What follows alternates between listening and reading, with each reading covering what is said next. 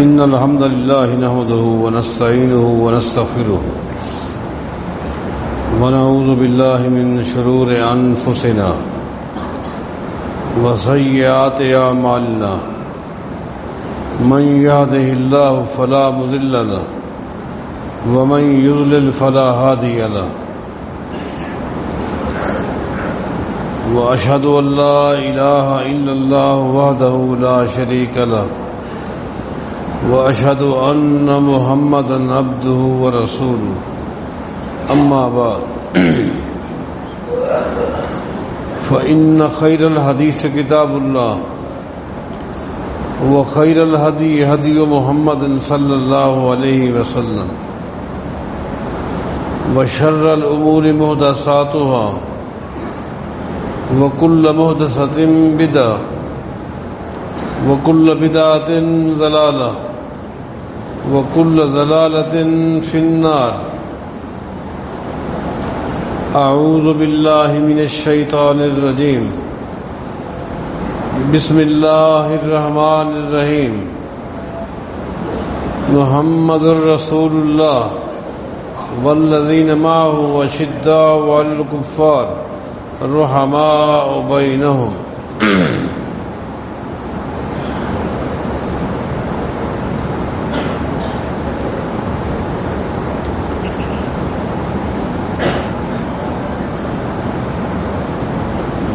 عظمت صحابہ رضوان اللہ علیہم اجمعین،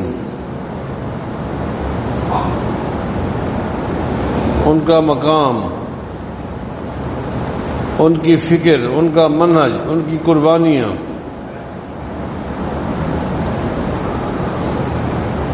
اس کے بعد بالخصوص خلفائے راشدین، دین اسلام میں ان کا مقام، ان کی عظمت، ان کی شان، بالترتیب سیدنا ابو بکر صدیق رضی اللہ تعالیٰ عنہ کی شان، ان کی عظمت کو، ان کی خدمات کو آپ کے سامنے پیش کیا۔ اس کے بعد مسلمانوں کے دوسرے خلیفہ سیدنا عمر بن خطاب رضی اللہ تعالیٰ عنہ کے حوالے سے غالباً 2-3 جمعہ ابتدائی باتیں بیان کی تھی۔ ان کی ذات پر اٹھنے والے بعض اعتراضات کا دلائل کے ساتھ جواب دیا تھا۔ درمیان میں کچھ تعطل ہو گیا۔ اس کے بعد اسی ترتیب کو آگے چلاتے ہوئے عرض کر رہا ہوں کہ اس میں کوئی شک نہیں کہ سیدنا عمر بن خطاب رضی اللہ تعالیٰ عنہ سیدنا ابو بکر صدیق رضی اللہ تعالیٰ عنہ کی حد درجہ عزت کرتے تھے، احترام کرتے تھے، محبت کرتے تھے اور ان کو اپنا بڑا سمجھتے تھے۔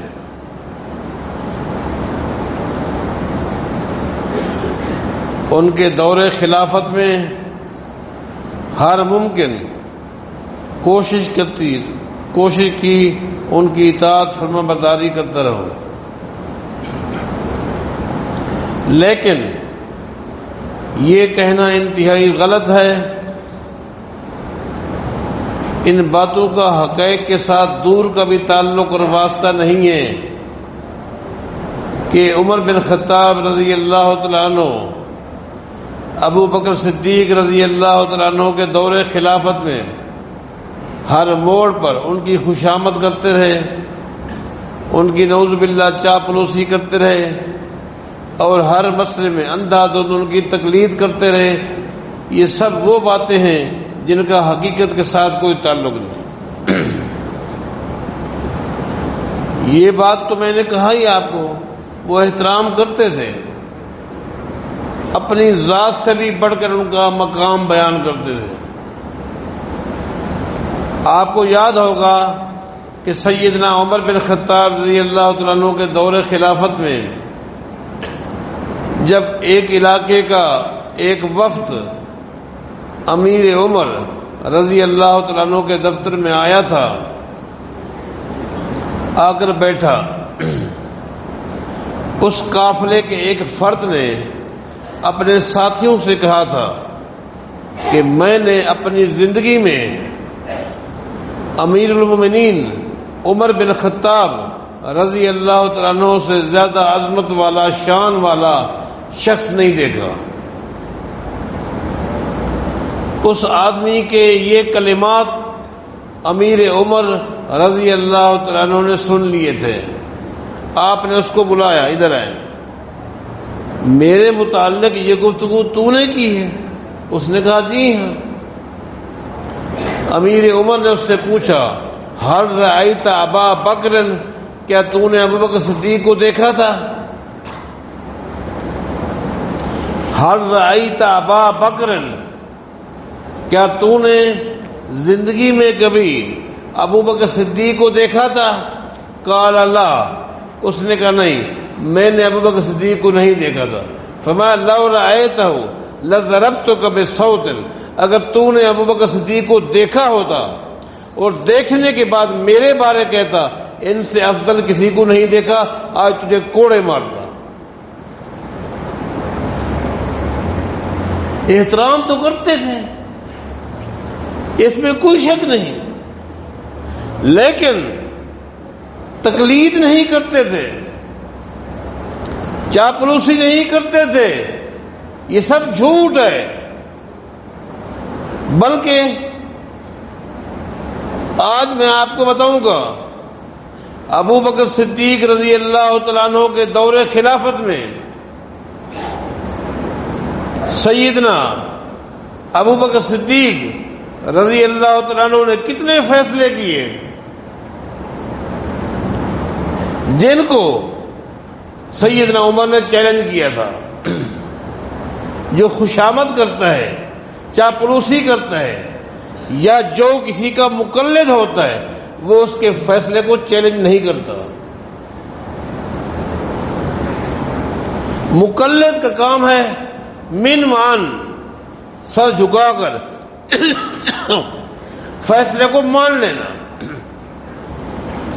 فیصلے کو قبول کر لینا۔ بحث کرنا مقلد کا کام نہیں ہوتا۔ حوالہ مانگنا، دلیل مانگنا بھی مقلد کا کام نہیں ہوتا کہ آپ نے یہ جو بات کہی ہے اس کی کیا دلیل ہے، آپ نے یہ جو فیصلہ دیا ہے اس کی کیا دلیل ہے۔ مقلد کبھی دلیل نہیں مانگتا، یہ بات یاد رکھیں۔ مقلد کا یہ عقیدہ ہوتا ہے کہ ہمارے لیے ہم نے جس کی تقلید کی ہے اس کا فتویٰ، اس کا فیصلہ، اس کا قول حرف آخر ہے۔ باقی رہا معاملہ دلائل کا، تو دلائل ہمارے امام کے سینے میں ہوں گے، ہمارا دلائل سے کوئی واسطہ نہیں۔ مقلد جو تقلید کرتا ہے کبھی اس شخص سے حوالہ نہیں مانگتا کہ یہ مسئلہ قرآن میں ہے یہ حدیث میں، اگر حوالہ مانگے گا تقلید ختم ہو جائے گی۔ لگتا ہے تقلید کی تعریف کا آپ کو پتہ ہی نہیں ہے، آج تک آپ کے علم میں ہے نہیں کہ تقلید کہتے کس کو۔ تقلید کا معنی ہے کہ بغیر دلیل کے شخص واحد کی بات کو ماننا، بغیر دلیل کے۔ یہ تقلید کی تعریف ہے کہ بغیر دلیل کے امام کی بات کو، فرد واحد کی بات کو، کسی امتی کی بات کو مان لینا، یہ تقلید ہے۔ دلیل مانگو گے تقلید ختم ہو جائے گی۔ یہ بات غلط ہے، اس کا حقیقت سے کوئی تعلق نہیں۔ آئیے میں چند حوالے آپ کے سامنے رکھتا ہوں۔ امام شوکانی نے نیل الاوطار کے اندر ایک اثر ذکر کیا ہے کہ سیدنا ابو بکر صدیق رضی اللہ تعالیٰ عنہ کا دور خلافت ہے۔ بنو اسد اور بنو غطفان یہ دو قبیلے ہیں، اسلام میں داخل نہیں تھے لیکن ہر درجہ جنگجو تھے، لڑاکے، دلیر۔ دو قبیلے بنو اسد اور بنو غطفان۔ ایک دن ایسا بھی آیا ان دونوں قبیلوں کے سربراہ ابو بکر صدیق رضی اللہ تعالیٰ عنہ کے سامنے دو زانو ہو کر بیٹھے ہوئے۔ اس دن مدینہ کے مسلمانوں کی عجیب کیفیت تھی، خوشی کے مارے کہ یہ بنو اسد قبیلے کے لوگ، بنو غطفان قبیلے کے لوگ جو کہا کرتے تھے ہم مر جائیں گے لیکن مسلمانوں کے آگے نہیں جھکیں گے، مرنا گوارا ہے، بچے کٹوانا گوارا ہے، مسلمانوں کے آگے کبھی جھک کر نہیں بیٹھیں گے، آج بیٹھے ہوئے ہیں۔ اور ابو بکر صدیق رضی اللہ تعالیٰ عنہ سے کہتے ہیں ہم اس نتیجے پر پہنچے ہیں کہ جنگوں میں، لڑائی میں سوائے نقصان کے اور کچھ بھی نہیں، سوائے نقصان کے اور کچھ بھی نہیں۔ آج بھی اسلام قبول کرنے کے لیے نہیں آیا ہوا، ہم آپ کے پاس آئے ہیں، جو ہو گیا سو ہو گیا، آج کے بعد ہم صلح کرنا چاہتے ہیں، لڑائیوں کو ہم نے اچھا نہیں پایا،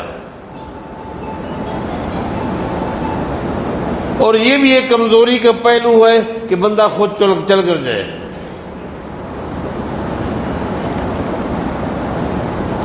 ابو بکر صدیق رضی اللہ تعالیٰ عنہ فرماتے ہیں اگر تم اسلام لے آتے تو تمہاری ہماری صلح عزت والی ہوتی، عزت اور احترام کے ساتھ ہم آپس میں صلح کر لیتے۔ اگر تم اسلام قبول نہیں کرتے تو پھر ذلت والی صلح قبول کرنی ہوگی، ذلت والی۔ انہوں نے کہا اسلام قبول کرنے کے مقابلے میں ذلت والی صلح ہمیں برداشت ہے،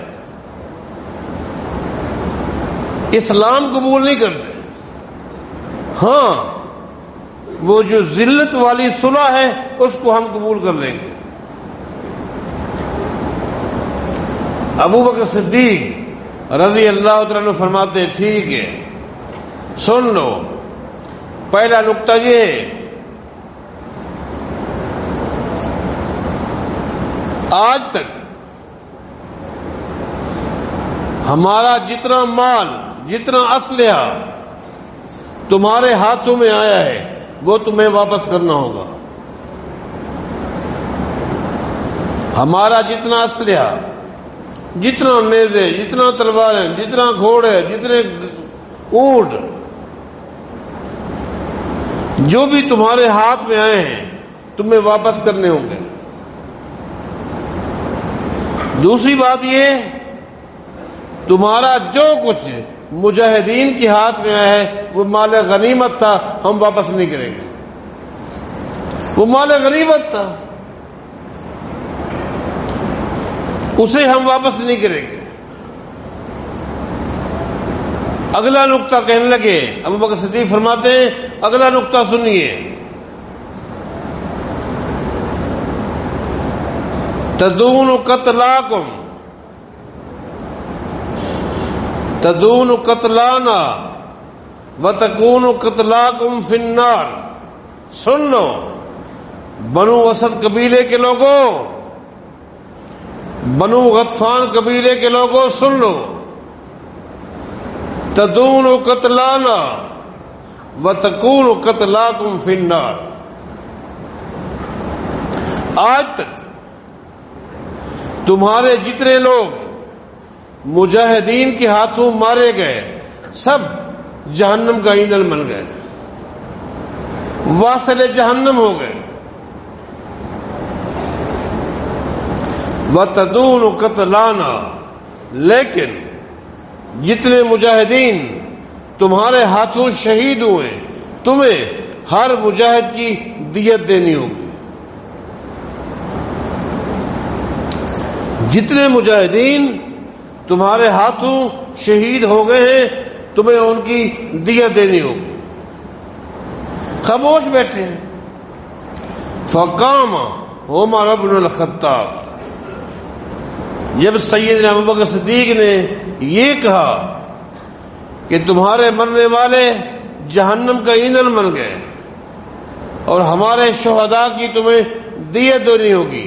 فقام عمر بن الخطاب، صف کے اندر وہ نہیں اٹھے، بنو اسد قبیلے کا کوئی شخص نہیں اٹھا، بنو غطفان قبیلے کا کوئی شخص نہیں اٹھا. لوگوں، عمر بن الخطاب کھڑا ہو گیا اور کہا یا خلیفۃ رسول اللہ، او اللہ کے رسول کے خلیفہ، آپ کا فیصلہ ان کو منظور ہو یا نہ ہو میں نہیں جانتا، عمر قبول نہیں کرتا. عمر کو اعتراض ہے، عمر کو ابو بکر کا فیصلہ سمجھ نہیں آ رہا. جو مقلد ہوتا ہے وہ ایسے کہتا ہے. کس نے کہا؟ عمر چاپلوسیاں کرتا تھا، نعوذ باللہ، مقلد تھا، بس ہاں میں ہاں ملاتا تھا. چیلنج کیا ہوا ہے، کھڑے ہو گئے کہ مجھے اعتراض ہے. اے ابو بکر، میں آپ کے فیصلے کو نہیں مانتا. ابو بکر صدیق نے دیکھا، عمر کیا اعتراض ہے؟ کہا جی ہاں، یہ بات آپ کی درست ہے کہ تکون قتلاکم فی النار، یہ جو آپ نے ان سے کہا ہے تمہارے جتنے بندے مر گئے وہ جہنم کا ایندھن بن گئے، یہ بات درست ہے، میں اس کو مانتا ہوں. لیکن وقتلانا قاتلت فقتلت علی امر اللہ، ہمارے مجاہدین اللہ کے راستے میں جہاد کرتے رہے، ہمارے مجاہدین اللہ کے حکم پر اللہ کے راستے میں جہاد کرتے رہے. فاجورها علی اللہ، ان کو اللہ نے اجر دے دیا، جنت کا وارث بنا دیا. لیس لہا دیات، کسی شہید کی دیت نہیں ہو سکتی. نبی علیہ السلام کی پوری زندگی میں کسی ایک شہید کی دیت کا ابو بکر مجھے حوالہ دے، ورنہ اپنے موقف سے رجوع کر لے. بتاؤ، جو مقلد ہوتا ہے یوں کہتا ہے، غلط فہمی لگی. آپ تھوڑا سا مطالعے میں لائیں اپنے آپ کو. شورا کے لوگ جتنے بیٹھے تھے سب نے کہا ابو بکر عمر صحیح کہہ رہا ہے، اسی پر اتفاق ہوا. آپ کس نے کہا؟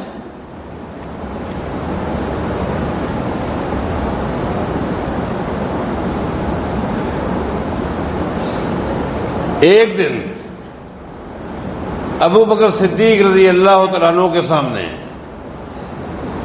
دو بزرگ صحابہ آ کر بیٹھے ہوئے ہیں. ایک کا نام ہے اقرا بن حابس رضی اللہ عنہ اور دوسرے کا نام ہے عیینہ بن محصن رضی اللہ عنہ.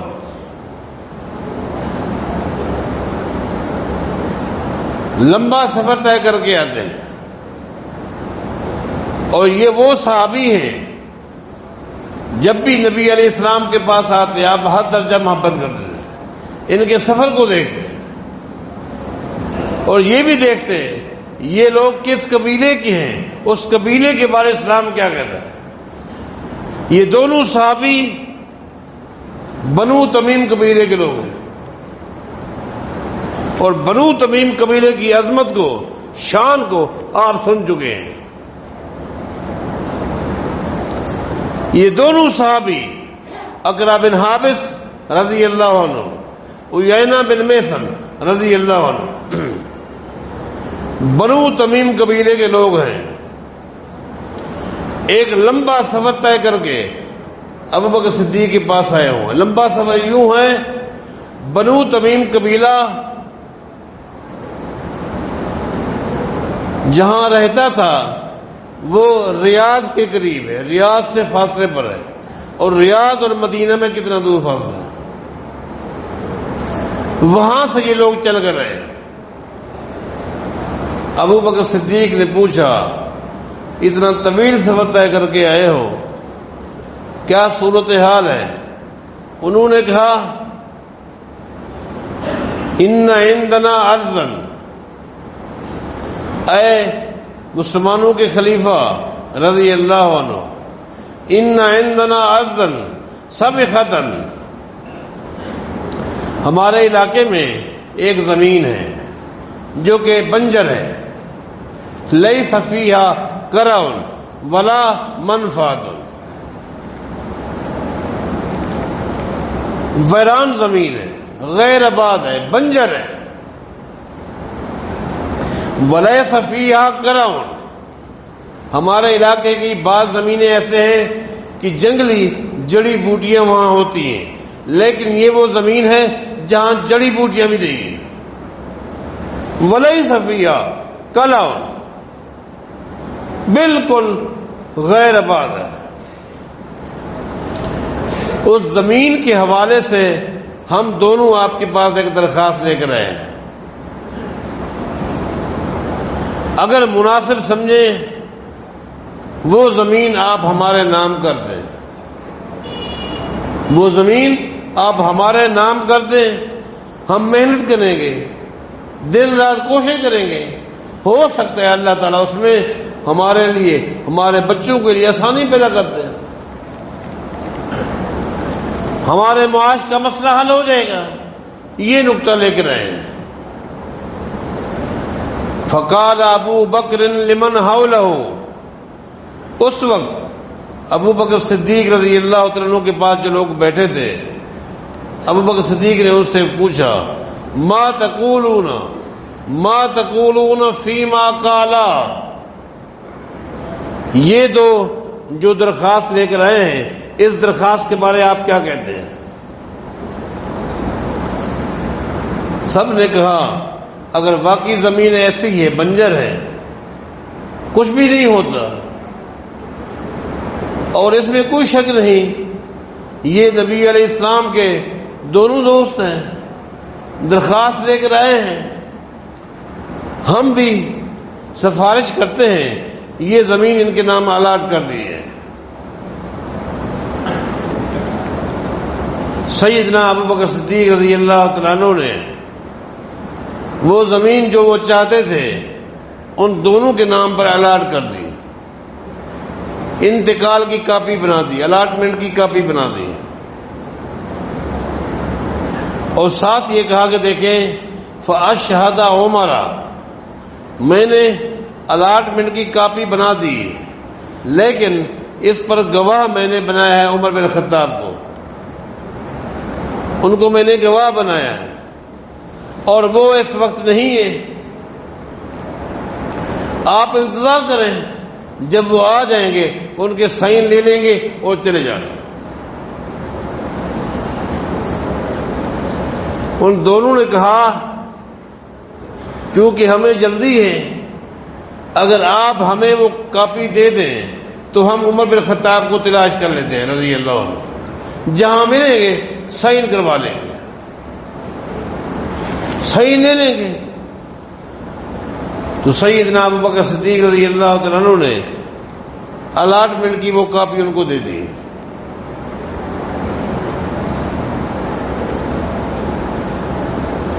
وہ اس کاپی کو لے کر سیدنا عمر کو تلاش کر رہے ہیں۔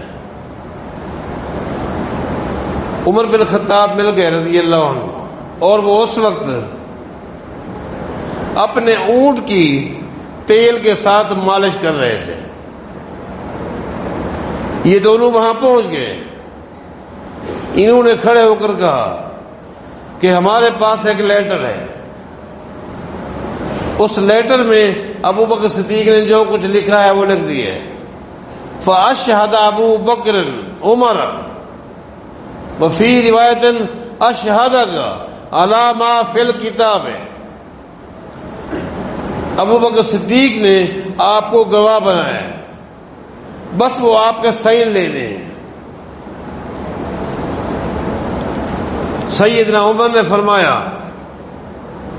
دیکھو ابھی میں مصروف ہوں، میری کنڈیشن تمہارے سامنے ہے، تم انتظار کرو، میں فارغ ہو جاؤں گا، میں پوری عبارت پڑھوں گا، میں پوری تحریر پڑھوں گا، اس کے بعد لکھنا ہے نہیں لکھنا بعد کی بات ہے، پہلے پڑھوں گا۔ اقرا بن حابس نے کہا آپ اپنا کام بھی کرتے رہیں، اگر آپ اجازت دیں تو وہ میں تحریر آپ کو پڑھ کے سنا دیتا ہوں۔ سیدنا عمر نے فرمایا ٹھیک ہے۔ اقرا بن حابس نے وہ تحریر پڑھی، الاٹمنٹ کا جو پیپر تھا وہ پڑھا، سیدنا عمر سنتے رہے اور اپنا کام بھی کرتے رہے۔ جب عبارت مکمل ہو گئی سیدنا عمر نے کہا یہ کاپی مجھے دو، کاپی لے لی اور کہا جاؤ ابو بکر صدیق کے پاس انتظار کرو، میں وہیں آتا ہوں۔ انتہائی سخت لہجے میں گفتگو کی۔ عمر کے اس لہجے کو ان دونوں نے بھانپ لیا، ان کو تکلیف ہوئی، تکلیف کا اظہار انہوں نے جا کر ابو بکر صدیق کے سامنے یوں کیا، واللہ لا ندری، کہتے ہیں واللہ لا ندری انت الخلیفۃ ام عمر، کہتے ہیں اللہ کی قسم ہمیں آج تک یہ پتہ نہیں چل سکا کہ خلیفہ تو ہے یا عمر ہے۔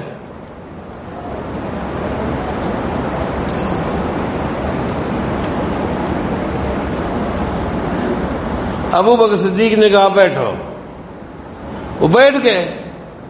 تھوڑی دیر کے بعد سیدنا عمر بن خطاب بھی آ گئے، سلام کرتے ہیں اور بھرے مجمع میں سیدنا ابو بکر صدیق سے کہتے ہیں اخبرنی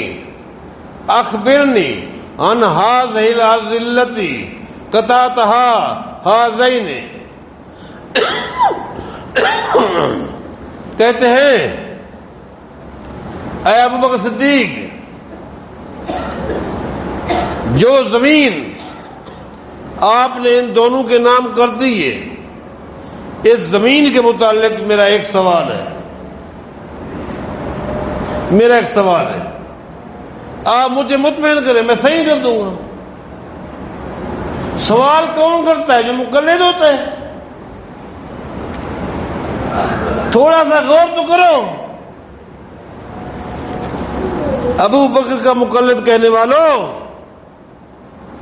یہ تو وہ ہستیاں تھیں جنہوں نے اپنی اپنی زندگیوں میں تقلید کی جڑیں کاٹی، تقلید کو دفن کیا ہے، آپ ان کو مقلد کہتے ہیں؟ حقائق کی دنیا میں زندگی گزارنے والے لوگ تھے۔ اخبرنی عن هذه الارض التي قطعتها هذين، آپ نے زمین کا جو ٹکڑا ان دونوں کے نام انتقال کر دیے، الاٹ کر دیے، اس زمین کے حوالے سے میرا ایک سوال ہے۔ وہ سوال کیا ہے؟ اَهِيَ أَرْضٌ لَكَ خَاصَّةٌ أَمْ لِلْمُسْلِمِينَ عَامَّةً، اتنا بتا دے یہ زمین آپ کی ذاتی تھی، یہ زمین آپ کی ذاتی تھی یا اوقاف کی تھی؟ یہ زمین اوقاف کی تھی، رفاع عامہ کی تھی یا آپ کی ذاتی تھی؟ اللہ، اگر آپ کی ذاتی تھی آپ کو حق ہے جس کو چاہے انتقال دے دیں، آپ مالک ہیں۔ اگر آپ کی یہ زمین ذاتی ملکیت نہیں ہے، بیت المال کا اس کے ساتھ تعلق ہے، اس کا تعلق رفاع عامہ سے، عامت المسلمین سے ہے، تو جو آپ کے پاس آتا جائے، میں سمجھتا ہوں یہ مجبور ہوں گے، لیکن جو آتا جائے اور بیت المال کی جائیداد ان کے نام انتقال ہوتی جائے، مسلمانوں پر مسائل آ سکتے ہیں، اس کا تعلق رفاع عامہ سے، یہ تو کام آپ کا ہے، اس بنجر زمین کو آپ آباد کریں، یہ تو کام آپ کا ہے، اس کو آباد کر کے مسلمانوں کو فائدہ پہنچائیں، یہ تو کام آپ کا تھا، ان زمینوں کو آباد کر کے یتیموں کے، بیواؤں کے مسائل حل کریں، یہ تو کام آپ کا ہے۔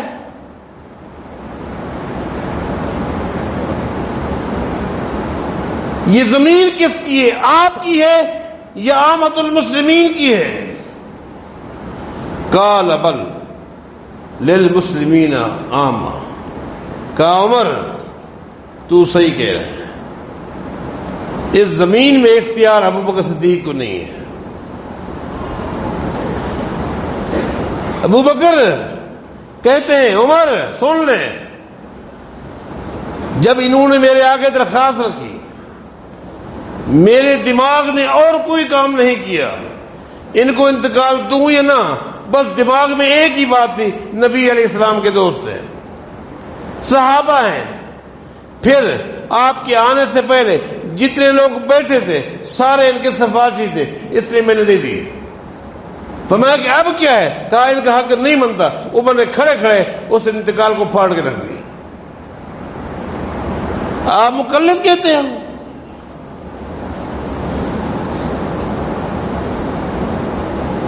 ایسا کبھی کام نہیں کیا۔ نہ ابو بکر صدیق نے یہ بات کہی تھی کہ جو کچھ میں کہوں اس کو دین سمجھنا، نہ عمر نے ایسا کام کیا۔ انہوں نے ہمیشہ دین اللہ کی وحی کو سمجھا، اللہ کی وحی دین ہے، اللہ کی وحی کے مطابق چلتے رہے۔ عمر ایسا کام کیوں کر سکتے تھے؟ کہ ابو بکر صدیق کی تعلیم بھی یہی تھی، قد ولیت علیکم ولست بخیر فاطیعونی ما اطاعت اللہ ورسولہ فإن عصیت اللہ ورسولہ فلا طاعۃ لمخلوق فی معصیۃ الخالق۔ ابو بکر صدیق نے جب اپنے پہلے خطبے میں کہہ دیا تھا، لوگوں مجھے تم پر والی بنا دیا گیا ہے، میں اپنے آپ کو تم سے بہتر نہیں سمجھتا، اطیعوا اللہ، لوگوں اب میں والی بن چکا ہوں، اب تم نے میری اطاعت کرنی ہے۔ کب تک؟ جب تک یہ دیکھو ابو بکر بھی اللہ اور اللہ کے رسول کی اطاعت کر رہا ہے۔ فإن عصیت اللہ ورسولہ، اگر زندگی کی کسی موڑ پہ دیکھو ابو بکر اللہ کی اطاعت سے ہٹ گیا ہے، اللہ کے رسول کی اطاعت سے ہٹ گیا ہے، پوری دنیا کے لوگ اس طرح بننے چھوڑ دینا، اللہ کے رسول کی بات کو نہیں چھوڑ۔ جب ان کی تعلیم یہی تھی تو عمر ان کی تقلید کیسے کرتے ہیں؟ تقلید نہیں کی، کچھ اور باتیں بھی کہنی تھی، لیکن چونکہ وقت انتہائی مختصر ہے اتنا کہوں گا۔ عمر نے ابو بکر صدیق کے دور خلافت کے اندر بھی ان کی عزت کی، ان کا احترام کیا، لیکن نہ ان کی خوشامد کی نہ ان کی تقلید کی۔ قرآن و حدیث کی روشنی میں ان کے نقش قدم پر چلتے رہے، اور یہی ان کی تعلیم تھی۔ اللہ صحابہ کرام کے اس طرز پہ ہمیں بھی چلنے کی توفیق عطا فرمائے۔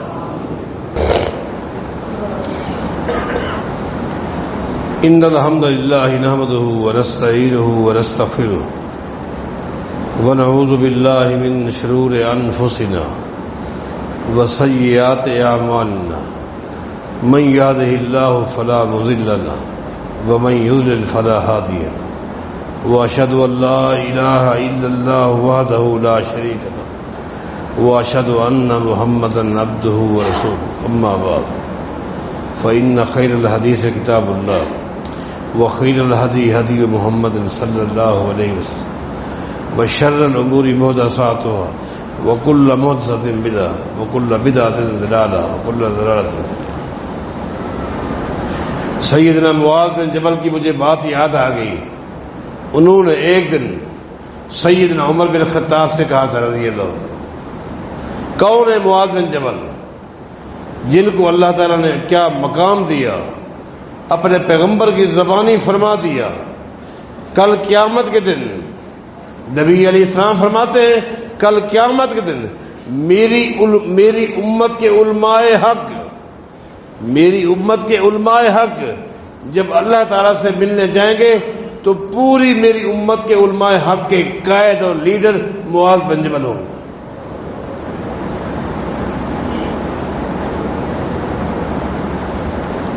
جن کے عمل کو اللہ اتنا پسند کرے کہ دین بنا دے، دین بنا دے. نبی علیہ السلام پر نماز فرض ہوئی، حکم یہی تھا کہ جو شخص بھی آئے اور جہاں اس کو جماعت میں جگہ ملے، نماز میں شامل ہونے سے پہلے نمازی سے پوچھ لے اذن کم صلی، کون سی رکعت کر رہی ہے. یہ حکم تھا. جب نمازی بتا دے یہ پہلی رکعت ہے، یہ دوسری ہے، یہ تیسری ہے، تو اس کو چاہیے وہ جماعت میں شامل ہونے سے پہلے تھوڑی سی رفتار کو تیز کر کے، مختصر کر کے علیحدہ وہ رکعتیں جو ہو چکی ہیں وہ پڑھ لے اور اس کے فوراً بعد پھر جماعت میں شامل ہو جائے. ایک دن ایسا ہوا کہ معاذ بن جبل ہے، امام احمد بن حنبل مسند احمد میں اس کو تفصیل کے ساتھ لے. نبی علیہ السلام نماز پڑھا رہے تھے، دیر سے معاذ بن جبل پہنچے.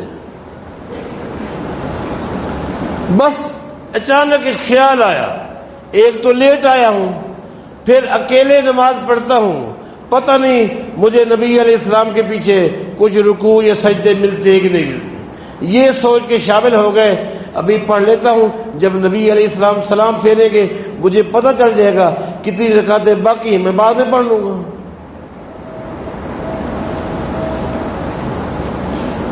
ایسے ہوا. نبی علیہ السلام نے جب سلام پھیرا اور معاذ بن جبل رضی اللہ تعالیٰ عنہ کھڑے ہو گئے، وہ جو رکعتیں رہ گئی تھی ان کو پڑھنے کے لیے کھڑے ہو گئے. ادھر اللہ نے جبریل کو پیغمبر کے پاس بھیج دیا، وہی دے گا انہ قد سن لکم معاذ فہکذا فاصنعوا. اے میرے پیغمبر آج اعلان کر دیں کہ معاذ بن جبل نے آج جس طرح نماز پڑھی ہے اب قیامت تک اسی طرح نماز پڑھی جائے گی. اتنا شان والا، اتنا مقام والا، وہ بھی عمر بن خطاب کے پاس آتا ہے اور کہتا ہے او عمر، میں آپ کا احترام کرتا ہوں، آپ کی عزت کرتا ہوں، آپ کی اطاعت کرتا ہوں، کوئی آپ کا روب نہیں میرے اوپر، کوئی دبدبا نہیں ہے، کچھ بھی نہیں ہے. بات یہ ہے کہ میں آج آپ کو بتانے کے لیے آیا ہوں میں نے ایک خواب دیکھا تھا. رائے تو فی المنام، میں نے خواب دیکھا. ایک دن خواب میں نے کیا دیکھا کہ میں پانی کے چشمے میں ڈوب رہا تھا. پانی کا چشمہ تھا اور میں اس میں غوطے کھا رہا تھا، ڈوب رہا تھا. آپ آئے اور آپ نے مجھے پانی چشمے سے باہر نکالا.